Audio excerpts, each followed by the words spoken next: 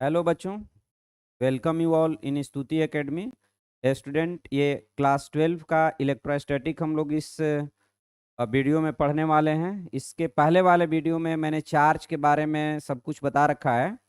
अगर आप में से कोई वीडियो नहीं देखा होगा तो आप हमारे डिस्क्रिप्शन से लिंक लेकर के और आप वीडियो देख सकते हैं। उसमें चार्ज के बारे में मैंने बताया था। आज के क्लास में हम लोग Coulomb's law of electrostatic force पढ़ने वाले हैं। मैंने कल चार्ज के बारे में बताया था कि charge is basic property always associated with mass due to which two body having this property apply force of attraction और रिपल्सन ऑन ईच अदर। अब ये जो फोर्स लगता है फिजिक्स में, उस फोर्स की वैल्यू कैसे निकालेंगे? क्योंकि physics is science of measurement. तो सिर्फ फोर्स लगता है ये तो एक्सपेरिमेंटली देखा गया, but how much the value of force will be. तो इसके लिए एक लॉज आया, Coulomb's law of electrostatic force. Coulomb ने दो चार्ज जो स्टेशनरी स्थिति में है, स्टेशनरी पोजीशन में है, उस एक दूसरे पर जो फोर्स लगाते हैं उसके लिए एक्सप्रेशन डिराइव किया, और that is called Coulomb's law of electrostatic force. और वो लॉ ये है कि अगर मान लो दो पॉइंट चार्ज कहीं है, जैसे मान लीजिए कि यहाँ पर चार्ज Q1 है, यहाँ पर चार्ज Q1 है और यहाँ पर एक दूसरा चार्ज Q2 है, और दोनों के बीच का सेपरेशन R है।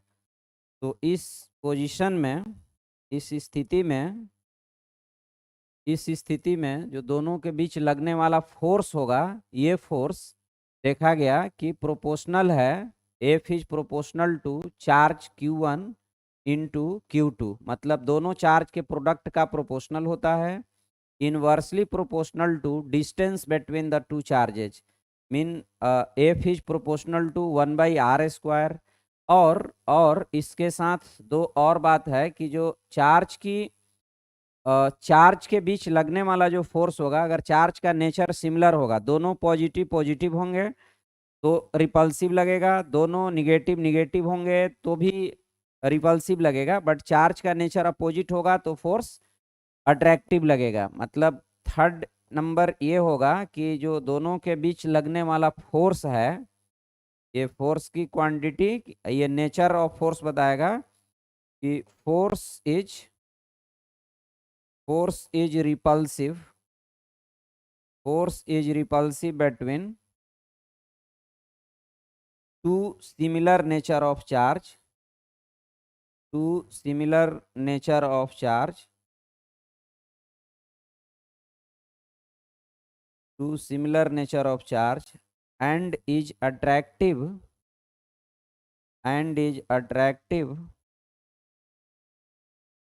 between opposite nature of charge, between opposite nature of charge, opposite nature of charge.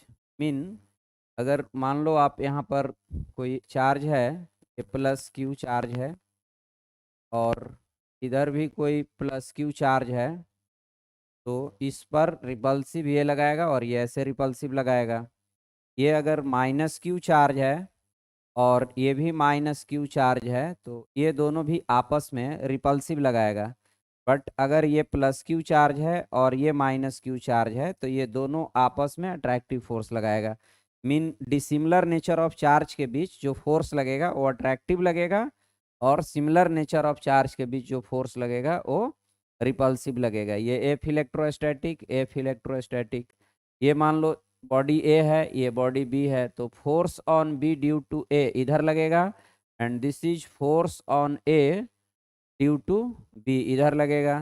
This is force, ये this is A, this is B, force on A due to B, and this is force on B due to A हो जाएगा।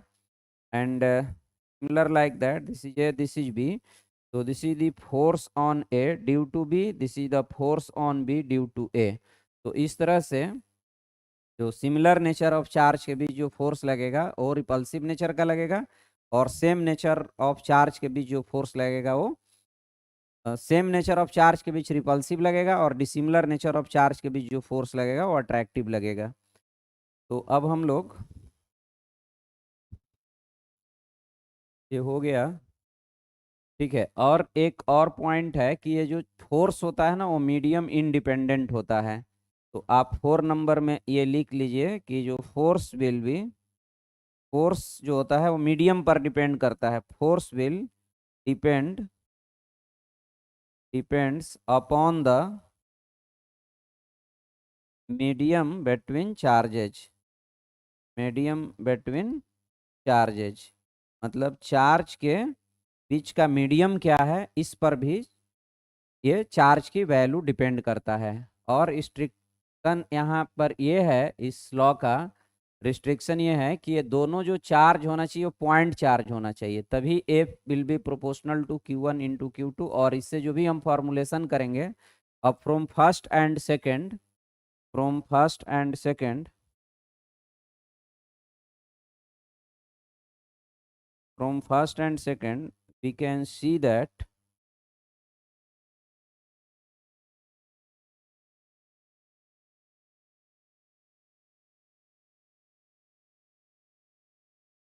from first and second, देखिए from first and second हमारा first क्या था, F can be written as F proportional Q1 into Q2, Q1 into Q2 by R square. और F equal to, जब proportionality का sign हटेगा तो यहाँ पर के रखेंगे, K into Q1 into Q2 upon R square. अब जो के का वैल्यू है, देखिए जो फोर्स था वो मीडियम डिपेंडेंट कैसे होगा, अलग अलग मीडियम में सेम चार्ज है, सेम सेपरेशन है और फोर्स की वैल्यू अलग लगा रहा है। इसका मतलब ये है कि जो हमारा ये कांस्टेंट है मीडियम पर डिपेंड करेगा, क्योंकि सेम दोनों चार्ज है, Q1 Q2, आर भी सेम है और फोर्स मीडियम पर डिपेंड कर रहा है। अलग अलग मीडियम में इन्हीं दो चार्ज के बीच लगने वाला फोर्स अलग हो रहा है। इट मीन्स कि जो के का वैल्यू होगा वो मीडियम डिपेंडेंट होगा। तो K is proportionality constant, proportionality constant, proportionality constant।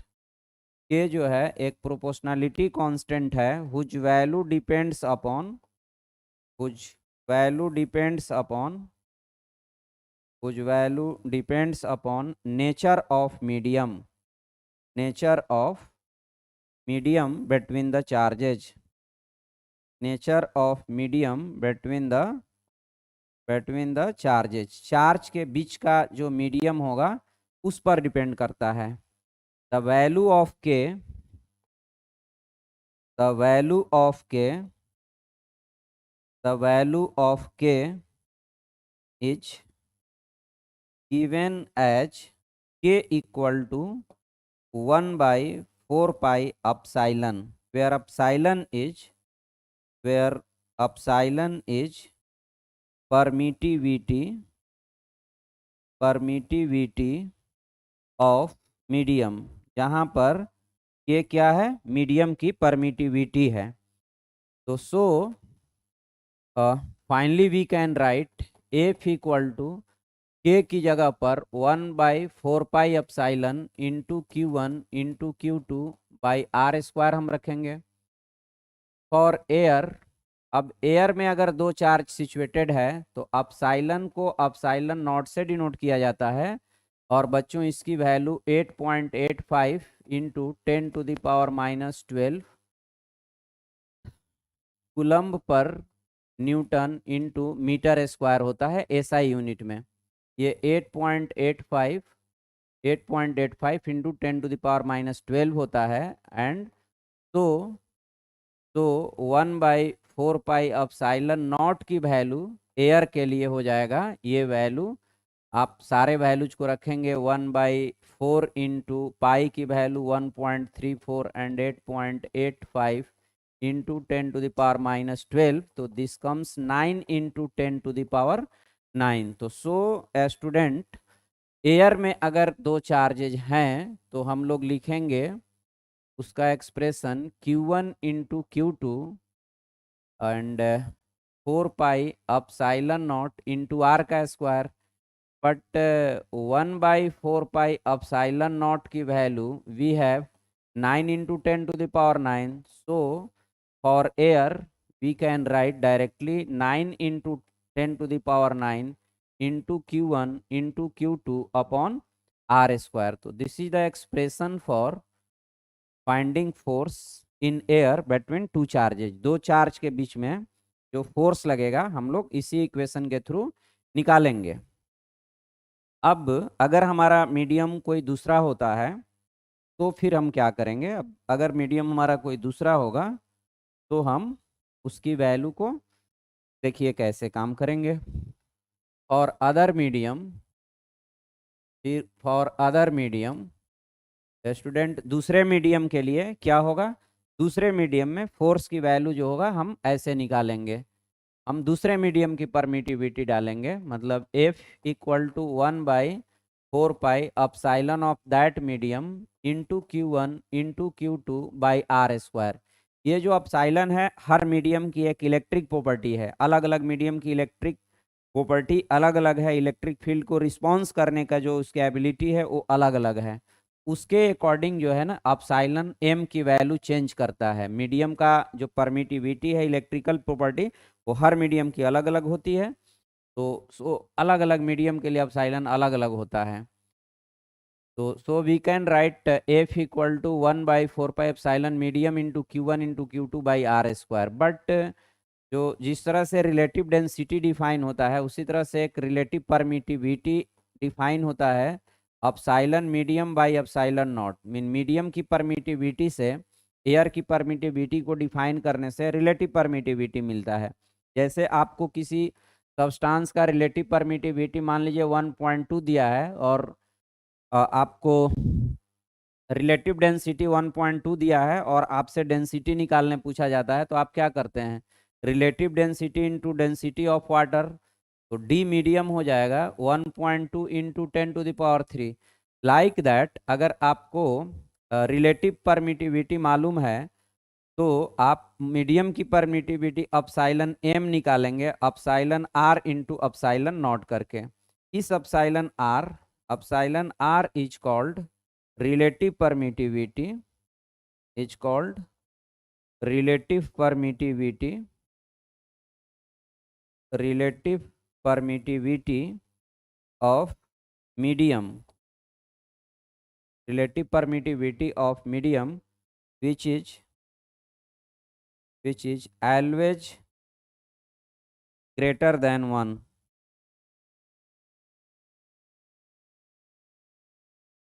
for medium other than air और वैक्यूम। एयर और वैक्यूम के लिए ये वैल्यू 1 होती है क्योंकि एयर का अपसाइलन नॉट और वैक्यूम का अपसाइलन नॉट दोनों इक्वल ही होता है। तो अगर एयर का निकालेंगे तो epsilon not by epsilon not करेंगे तो अपसाइलन आर 1 हो जाएगा। बट और किसी भी मीडियम का जो परमिटिविटी होता है वो एयर की परमिटिविटी से ज़्यादा होता है, जिसकी वजह से अपसाइलन एम ग्रेटर होगा अपसाइलन नॉट से। और डिवाइड करेंगे तो जो ये क्वांटिटी हमें मिल रही है, तो ये क्वांटिटी की वैल्यू 1 से ज़्यादा आएगा। तो so finally we can write, तो फाइनली हमें क्या मिल जाएगा, F will be equal to 1/4 epsilon not into epsilon R into Q1 into Q2 upon R square हो जाएगा। अब हम लोग इसकी वैल्यू डालेंगे 9 इंटू 10⁻⁹, तो so this comes 9 into 10⁻⁹ by epsilon R into Q1 into Q2 divided by R square. Epsilon R को बोला जाता है रिलेटिव परमिटिविटी और डाइलेक्ट्रिक कांस्टेंट, रिलेटिव परमिटिविटी और this is called dielectric constant. तो बच्चों आप देख रहे हैं कि किसी दूसरे मीडियम में एयर में 9 into 10⁹ into Q1 into Q2 by R square होगा, और यदि हम किसी दूसरे मीडियम में निकालेंगे तो इस वैल्यू से हमें डिवाइड करना पड़ेगा और ये वैल्यू 1 से ग्रेटर होता है। सो एफ की वैल्यू, सेम सेपरेशन है, सेम चार्जेज है, प्रोडक्ट ऑफ चार्जेज इक्वल है, लेकिन अगर हम एयर में दोनों चार्ज को लेकर के हम फोर्स निकालेंगे तो वो वैल्यू कुछ और आएगा और मीडियम वाला वैल्यू कुछ और आएगा। एग्जैक्टली मीडियम में जो फोर्स की वैल्यू आएगा वो एयर वाला वैल्यू से कम हो जाएगा। तो सबसे मैक्सिमम फोर्स एयर या वैक्यूम में लगेगा दो चार्ज के बीच में, यदि दोनों चार्ज सेम है और सेपरेशन भी सेपरेशन कोई एक सेपरेशन है, और उसी सेपरेशन पर अगर हम दूसरे मीडियम में ले जाएंगे, किसी भी दूसरे मीडियम में ले जाएंगे, तो फोर्स की वैल्यू हम कम मेजर कर पाएंगे। और उसके लिए अलग अलग मीडियम की ये परमिटिविटी या डाइलेक्ट्रिक कांस्टेंट दिया रहेगा, जो यहाँ रखने से हमें फोर्स की वैल्यू हम लोग निकाल पाएंगे। अब हम लोग इस पर एक एग्जाम्पल करते हैं। देखिए, जैसे मान लीजिए कि यहाँ पर हमें दो चार्जेज गिवन है।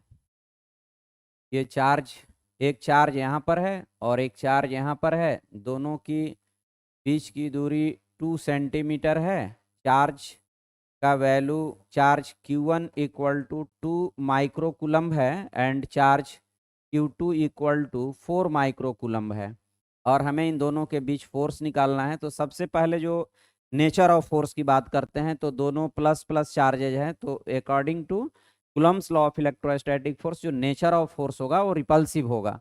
अगर मान लीजिए यहाँ पर ए है और इस बॉडी का नेमिंग हम बी करते हैं, तो बच्चों जब हम बी करते हैं तो यहाँ पर हो जाएगा आपको, इस पर रिपल्सिव फोर्स ऐसे लगेगा, force on A due to B, and इस पर रिपल्सिव फोर्स लगेगा, force on B due to A. अब क्वांटिटी ऑफ फोर्स जो एफ होगा, हमारे पास फॉर्मूला है, चूंकि एयर में ये सारा चीज एयर में मानना है, ये एग्जाम्पल नंबर 1 है।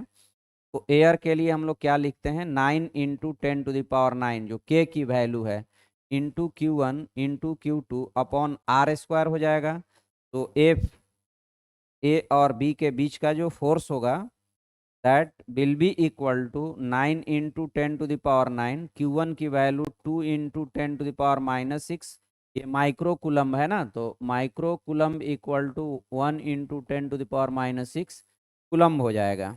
तो इसलिए फिर यहाँ पर 4 इंटू 10⁻⁻6 लिखेंगे, एंड आर जो बीच की दूरी है 2 सेंटीमीटर, तो 2 इंटू 10⁻2 के स्क्वायर से हम डिवाइड करेंगे, तो ये एफ ए बी आ जाएगा बच्चों, क्या आएगा बताइए, 9 इंटू 10⁹ इंटू 8 इंटू 10⁻⁻12 हो जाएगा, और यहाँ पर 4 इंटू 10⁻⁻4 हो जाएगा। जब यहाँ पर ऐड जाएगा तो -4 ऐड होगा, तो वहाँ -8 हो जाएगा, और देखिए ये 2 टाइम्स में कट गया, तो 9 इंटू 2, और यहाँ पर एक पावर 10 बच जाएगा, तो 180 न्यूटन का फोर्स लगेगा। तो सो हमारा आंसर हुआ, force between A and B is 180 newton. अगर मान लो कि यहाँ पर बीच में स्ट्रिंग से ये दोनों जुड़ा हुआ हो, तो इधर भी 180 न्यूटन का फोर्स लगेगा और इधर भी 180 न्यूटन का फोर्स लगेगा, और इस तरह से जो टेंशन आएगा स्ट्रिंग में, that also will be equal to 180 newton. अगर आप इसकी फ्री बॉडी डायग्राम बनाते हैं तो 180 न्यूटन इधर, और टी की वैल्यू, चूंकि बैलेंस कंडीशन में टी इक्वल टू व्हाट, तो टी का वैल्यू भी कितना आ जाएगा, 180 न्यूटन आ जाएगा। ये टी उस 180 को बैलेंस कर देगा। तो इस ये Coulomb's law of electrostatic force से रिलेटेड जो हमें फॉर्मूला मिला, उस पर ये फर्स्ट क्वेश्चन था। अब हम लोग दूसरे एग्जाम्पल को करते हैं। देखिए, एग्जाम्पल नंबर 2 है कि ये एक बॉडी है और दूसरी बॉडी ये है, दोनों के बीच का, दोनों मान लीजिए ये रखा हुआ है किसी सरफेस पर, ये एक बॉडी है, ये दूसरी बॉडी है, और दोनों की बीच की दूरी भी है। यहाँ पर देखिए म्यू इक्वल टू 0.2 है, म्यू इक्वल टू 0.2 है, ओके है ना, और दोनों पर इक्वल चार्ज है, और बीच का separation r equal to 2 centimetre है। इसकी मास 2 kg है ब्लॉक का, और इसकी भी मास 2 kg है। इसकी नेमिंग ए करते हैं, इसकी नेमिंग बी करते हैं। अब we have to find maximum value of q such that the the system of two charges may remain in equilibrium in equilibrium। हमें इन दोनों के बीच फोर्स फाइंड आउट करना है सो दैट कि ये दोनों इक्विलिब्रियम में रह सकें। बच्चों हम क्या करेंगे, सबसे पहले हमारा, अगर हम इसकी सॉल्यूशन की बात करें, सबसे पहले देखिए यहाँ से हम लोग सॉल्व करते हैं इसको। तो सबसे पहले क्या करना है कि जो फोर्स की वैल्यू लगेगा, जैसे मान लीजिए इस पर इधर जो फोर्स लगेगा, इधर फ्रिक्शन उसको बैलेंस करेगा। तो फ्रिक्शन की जो मैक्सिमम वैल्यू है ये क्या होती है, म्यू इंटू नॉर्मल के बराबर होगा। उससे कम ही वैल्यू फ्रिक्शन की होती है, ये लिमिटिंग केस में म्यू इंटू नॉर्मल वैल्यू होती है। तो जो एफ होना चाहिए और इक्विलिब्रियम, इक्विलिब्रियम के लिए अगर मान लीजिए फोर्स का वैल्यू इस फ्रिक्शन की वैल्यू से ज़्यादा है, तब ये इधर की ओर स्लाइड करने लगेगा और ये इधर की ओर स्लाइड करने लगेगा रिपल्सिव फोर्स की वजह से। तो जो फोर्स लगना चाहिए ये जो एफ लिमिटिंग है इससे कम लगना चाहिए। तो मतलब ये है कि जो फोर्स लगेगा वो K into Q one into Q two by R square जो होना चाहिए वो लेस देन इक्वल टू होना चाहिए लिमिटिंग फ्रिक्शन से, यानी म्यू इंटू एम जी से, है ना। ये लिमिटिंग फ्रिक्शन की जो वैल्यू है वो म्यू इंटू नॉर्मल होती है और नॉर्मल का वैल्यू मतलब म्यू इंटू एम जी होती है। तो इससे लेस देन इक्वल टू होना चाहिए। तो 9 इंटू 10⁹ दोनों क्यू सेम है तो क्यू स्क्वायर कर लें एंड आर स्क्वायर 2 इंटू 10⁻⁻2 का स्क्वायर, ये less than equal to mu into M G होना चाहिए।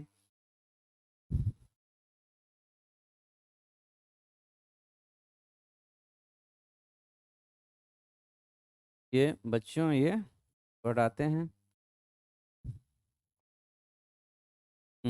तो ये उससे कम होनी चाहिए। अब इसको अगर हम सॉल्व करते हैं तो 9 इंटू 10⁻⁹ डिवाइडेड बाई 4, और ये जो 10⁻⁻4 है ऊपर जाएगा तो प्लस हो जाएगा into Q square less than equal to mu, और m की वैल्यू भी 2 है, g का वैल्यू 10 है।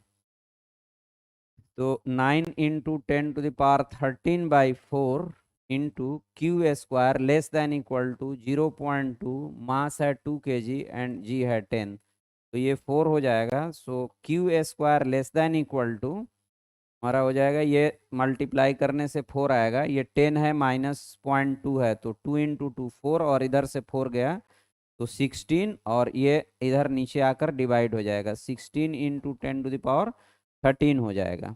तो Q less than equal to 4/9, sorry 4/3, and 10⁻12 का हो जाएगा, ऊपर जाएगा तो 10⁻⁻6 हो जाएगा, एंड यहाँ पर एक 10 बच जाएगा तो हम लोग इसको √10 लिख सकते हैं। तो ये चार्ज की वैल्यू है, तो चार्ज की वैल्यू हमें इतना मिलेगा। ये हमारा चार्ज का वैल्यू हो जाएगा। मैक्सिमम चार्ज का वैल्यू, चार्ज इससे कम होगा तो इक्विलिब्रियम में रहेगा। और इस साल जो मेन एग्जाम में ये क्वेश्चन, इसी तरह का एक क्वेश्चन आया है कि दो चार्ज पार्टिकल है, दोनों के बीच फ्रिक्शन कोफिशिएंट दिया हुआ है and you have to find maximum value of charge so that the system में रिमेन इन। ओके, ये हमारा सेकंड था एग्जाम्पल। अब हम लोग एक नेक्स्ट एग्जाम्पल भी लेते हैं। चलिए, अब अब मान लीजिए कि यहाँ पर एक चार्ज क्यू है, यहाँ भी एक चार्ज क्यू, बीच में भी एक चार्ज क्यू, यहाँ पर निगेटिव चार्ज है और ये पॉजिटिव पॉजिटिव दोनों चार्ज है। इसकी वैल्यू 2 इंटू 10⁻⁻6, 10⁻⁻6, 2 सेंटीमीटर डिस्टेंस है, और ये भी डिस्टेंस सेंटीमीटर है। ये पॉइंट ए हुआ, point B, point C. Question है कि find net force acting on, find net force, find net electrostatics force, net electrostatics force acting on charge at B. B point पर जो charge है उस पर लगने वाला नेट इलेक्ट्रोस्टैटिक फोर्स क्या होगा। तो बच्चों यहाँ आप देख रहे हैं कि यहाँ पर एक चार्ज है, यहाँ पर एक चार्ज है, ये निगेटिव चार्ज है, ये पॉजिटिव चार्ज है और ये पॉजिटिव चार्ज है। ये जो ए वाला चार्ज है, बीच में बी है, लास्ट में, इसको अट्रैक्ट करेगा क्योंकि निगेटिव है पॉजिटिव है, तो ये अपने तरफ इस पर फोर्स लगाएगा। पर जो फोर्स लगाएगा वो फोर्स कैसा होगा, तो अट्रैक्टिव होगा। और ये इधर ही रिपल्सिव फोर्स लगाएगा क्योंकि क्यू के बीच रिपल्सिव मतलब अपने से दूर लगाएगा, वो अपने से और लगाएगा, तो ये दोनों फोर्स ऐड हो जाएगा।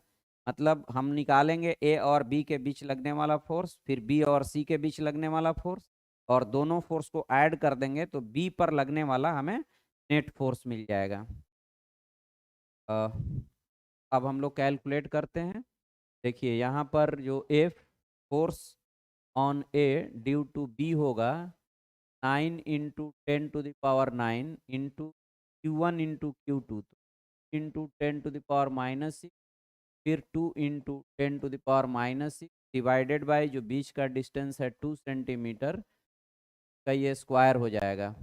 Force on A due to B हो जाएगा, ये आपको 4 कट जाएगा तो 9 इंटू 10⁻, ये -12 और -4, 9 इंटू आपको जाएगा 10, ये फोर्स हो गया 90 न्यूटन का। उसी तरह force on B and C, force between B and C, data तो सेम यूज करना है, 9 इंटू 10⁹ टू 10⁶, फिर 2 इंटू 10⁶, दोनों चार्ज वही है, इस चार्ज और इस चार्ज की वैल्यू, दोनों की वैल्यू 2 इंटू 10⁻6 10⁻6, बीच का डिस्टेंस 2 है, इंटू 10⁻2 का स्क्वायर करेंगे तो ये 4 और ये 2 भी 4 होगा, और ये जाने के बाद ये भी आ जाएगा 90 Newton.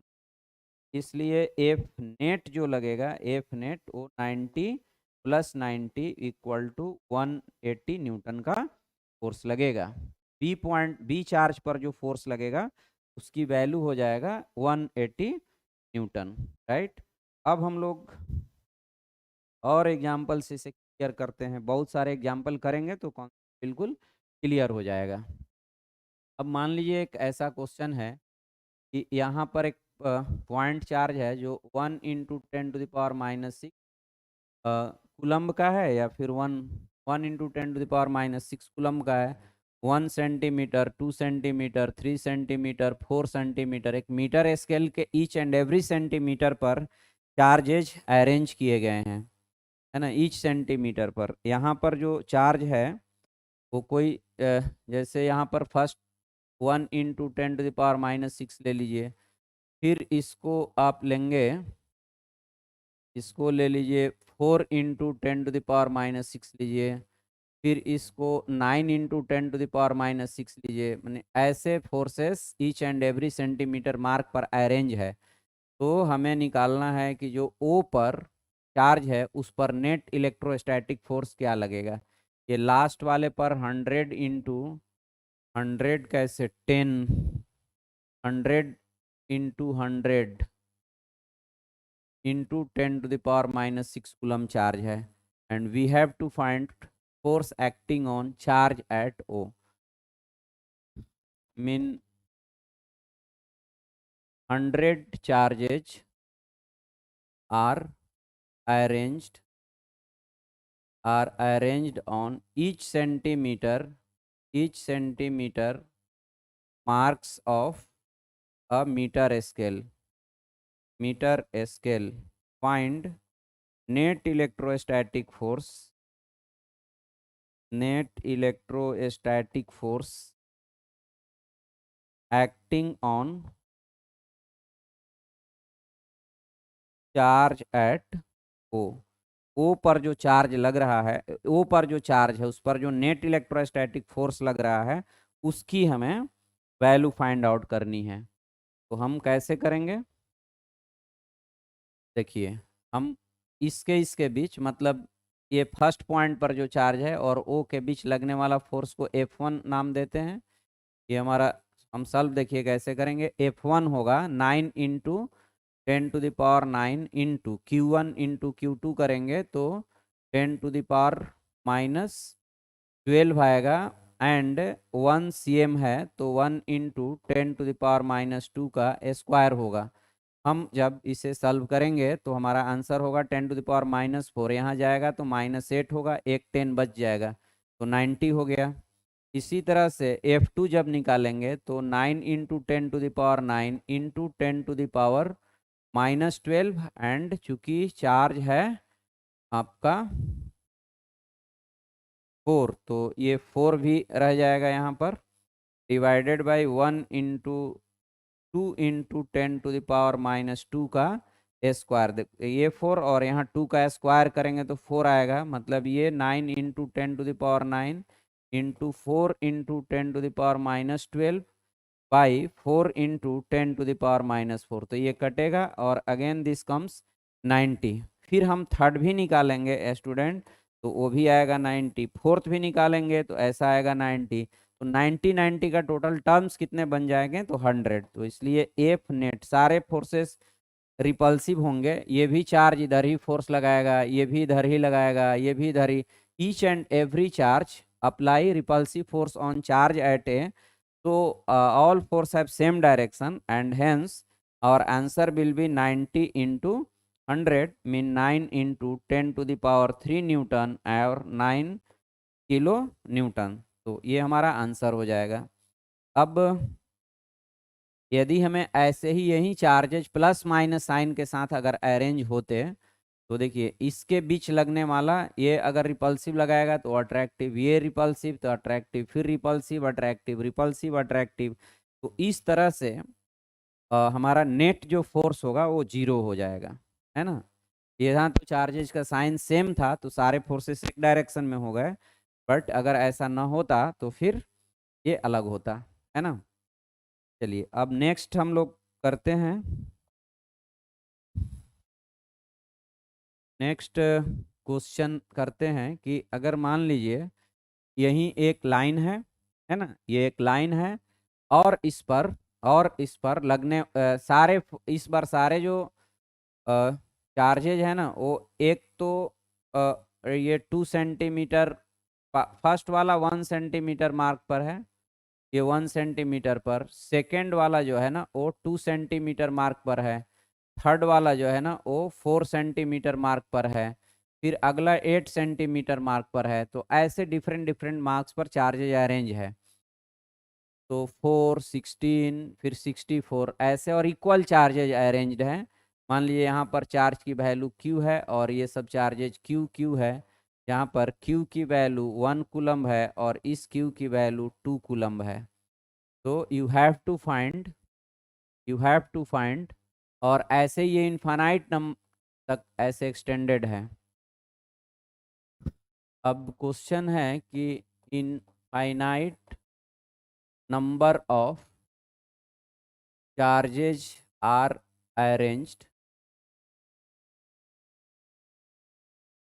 arranged on a line as shown in figure. Find net electrostatic force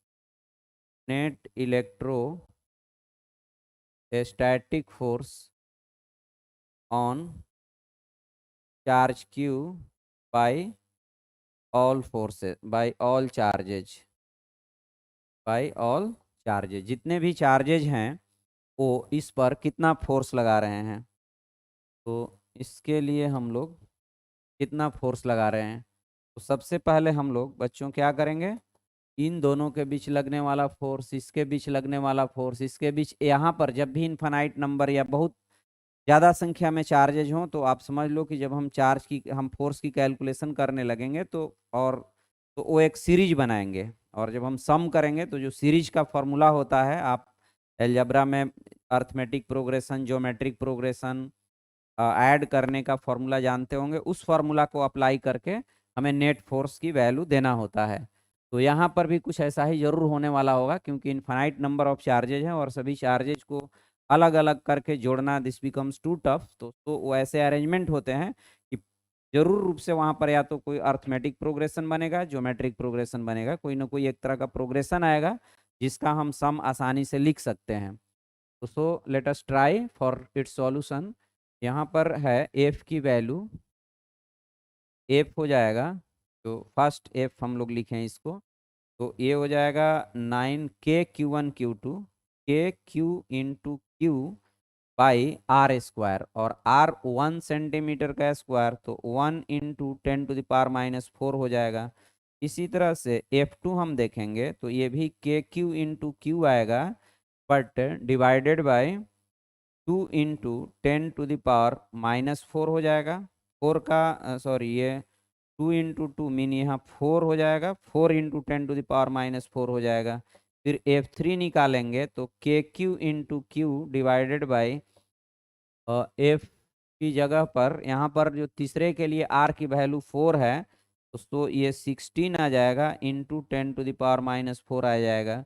इसी तरह से हम F4 निकालेंगे तो kq(q) डिवाइडेड बाई, अब 8 का 64 × 10⁻⁴ आ जाएगा। अब हम इसे अगर जोड़ने की कोशिश करते हैं तो हम देख रहे हैं कि अब एफ नेट जो निकलेगा उसमें से kq(q) बाई 10⁻⁴ कॉमन बनेगा। पहला 1 आया, दूसरा 1/4, तीसरा 1/16, चौथा 1/64, ऐसे एक इनफाइनाइट सीरीज बन जाएगा। तो so we have F net equal to kq(q) by 10⁻⁴, और इस सीरीज के लिए ये एक डिक्रीजिंग जीपी बनाया है जिसका कॉमन रेशियो 1/4 है। ये कोई टर्म और उसके प्रीवियस टर्म के रेशियो को कॉमन रेशियो बोलते हैं। तो यहाँ पर हम लोग देख रहे हैं बच्चों कि कॉमन रेशियो जो होगा 1/4 divided by 1 give you 1/4। Similarly 1/16 divided by 1/4 gives you 1/4, फिर 1/64 divided by 1/16 will give you 1/4. So a student, we have here a common ratio is equal to 1/4 and our first term is 1. तो अब s infinity add करने का एक formula है GP का, I hope कि आप जानते होंगे, a1 minus r, a is the first term and r is the common ratio. तो here first term is 1 and common ratio is 1/4, so we can write here 1 divided by 1 minus 4. So a student, this becomes f net equal to k 9 into 10⁻⁹, q1 1 coulomb है and q2 भी 2 coulomb है, divided by 10⁻⁴, and this comes 4/3, 4/3 हो जाएगा। तो 3 से ये 3 times में cut भी जाएगा, 6 4 जा 24 हो जाएगा, एंड 10⁻13 हो जाएगा। 9 में 4 जाकर ऐड होगा, इतने न्यूटन का ये फोर्स लगेगा।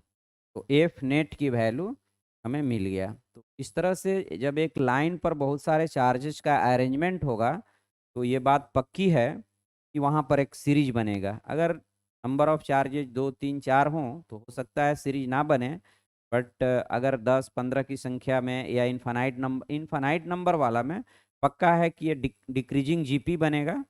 और फिर उसे जो फॉर्मूला है जीपी ऐड करने का, ये आप याद रख लेंगे, S infinity equal to A divided by 1 minus R. तो इस लेवल का क्वेश्चन मेन या फिर नीट एग्जामिनेशन में पूछा जा सकता है।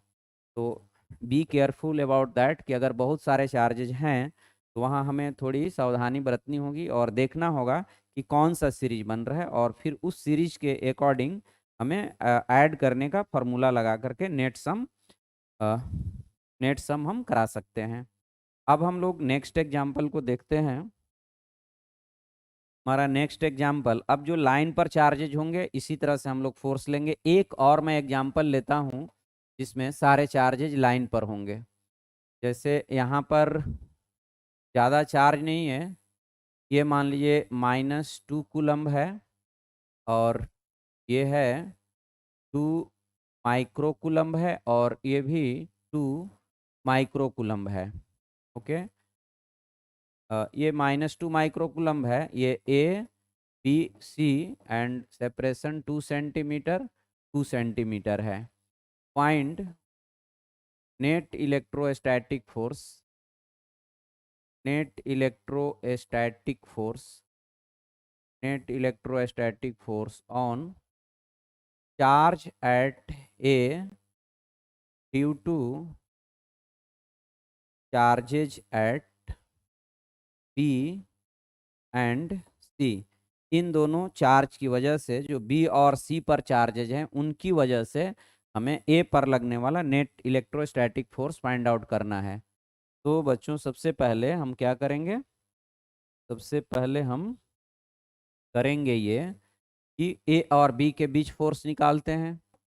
यहाँ पर force between A and B अगर निकालना होगा तो 9 इंटू 10⁻9, Q1 की वैल्यू 2 है एंड Q2 की वैल्यू 2 इंटू 10⁻6 है, एंड बीच का सेपरेशन 2 है, तो 2 इंटू 10⁻2 का स्क्वायर हो जाएगा। So we have F A B equal to 9। देखिए ये 4 होगा एंड 2 2 जा इधर भी 4 आ रहा है तो कैंसिल आउट होगा, ये -4 ऊपर जाएगा तो ऐड हो जाएगा यहाँ पर, तो यहाँ पर -2 होगा and finally we have here 10⁻7 and this force is repulsive, मतलब ये फोर्स इधर की ओर लगेगा। अब इनके और इनके बीच चूंकि ये दोनों का नेचर सेम था तो फोर्स रिपल्सिव लगा। अब ये 2 माइक्रोकुलम्ब एंड -2 माइक्रोकुलम्ब के बीच जो फोर्स लगेगा ये अट्रैक्टिव लगेगा, इसलिए ए पर हमें अगर नेट फोर्स निकालनी होगी तो हम क्या करेंगे, दोनों फोर्स को सब्ट्रैक्ट हमें कराना पड़ेगा। नेट रिजल्टेंट फोर्स निकालना है सो हमें सब्ट्रैक्ट कराना पड़ेगा। अब इसी तरह से फोर्स बिटवीन ए एंड सी अगर हम निकालें तो 9 into 10⁹, Q1 and Q2, Q1 is 2, Q2 is 2 into 10⁻6, but now we have distance between A and C is 4 centimeter, so 4 into 10⁻2 का square. So we have as answer 9/4 into 10⁻7 Newton, यहाँ भी Newton. अब हमें क्योंकि ये force ज़्यादा है, मतलब अट्रैक्टिव फोर्स का वैल्यू, सॉरी ये रिपल्सिव फोर्स का वैल्यू अट्रैक्टिव फोर्स से ज़्यादा है, तो फाइनली नेट फोर्स रिपल्सिव ही होगा। मतलब ए जो है, ए पर जो फोर्स है इस डायरेक्शन में, एक्स निगेटिव डायरेक्शन में लगेगा। तो इसलिए बच्चों एफ नेट जो हम अगर निकालें ए पर तो हमारा आंसर 9 इंटू 10⁻7 माइनस 9/4 इंटू 10⁻7 होगा। तो f on a can be written as 9 10⁻7, 1 minus 9/4 and 1 minus, sorry ये 9/4 आया था ना, 9/4 इज ग्रेटर देन, सॉरी यहाँ 9 होगा ना, 9 माइनस 9/4, राइट। तो अब यहाँ पर ये 9 4 जा 36 से 9 को हटाएंगे तो 27 आ जाएगा। 36 माइनस 9 करेंगे तो 36 माइनस 9 करेंगे 27/4 हो जाएगा। तो एफ ए हो जाएगा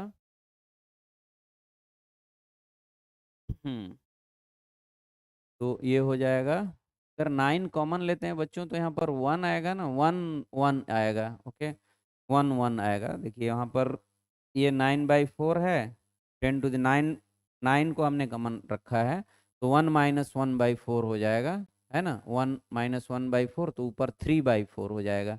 तो 9 इंटू 3/4 इंटू 10⁻7 मतलब 27/4 इंटू 10⁻7 न्यूटन आंसर हो जाएगा, आंसर हो जाएगा। ओके अब हम लोग इससे रिलेटेड और भी एग्जाम्पल करेंगे बट वो नेक्स्ट वीडियो में आएगा। Thank you very much.